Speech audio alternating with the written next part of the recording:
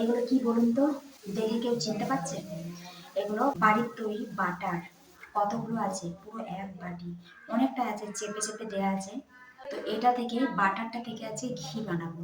তো চলুন দেখে নিন কিভাবে বাটার থেকে ঘি তৈরি করি। বাটিতে এমন ভাবে চেপে বসে গেছে, এটাকে ছাড়ানো অসম্ভব। তো বাটিটায় বসিয়ে দিচ্ছি।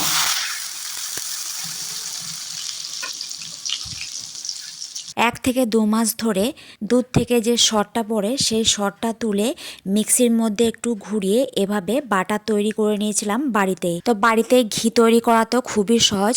গোয়ালা যে দুধ দিয়ে যায় ওই দুধ থেকে কিন্তু একটু একটু করে সর জমিয়ে এভাবে বাটার তৈরি করেছিলাম। আর সেটাকে এই যে কড়াইয়ে দিয়ে আস্তে আস্তে করে একদম লো ফ্লেমে জাল দিতে দিতে এভাবে দেখুন ওপরে একটা ফেনা তৈরি হয়েছে। যখন এই ফেনাটা একদম চলে যাবে তখন কিন্তু ঘি তৈরি হয়ে যাবে। গরম গরম ভাতের সঙ্গে এই ঘি খেতে তো আমার দারুণ লাগে। আর আপনাদের কেমন লাগলো?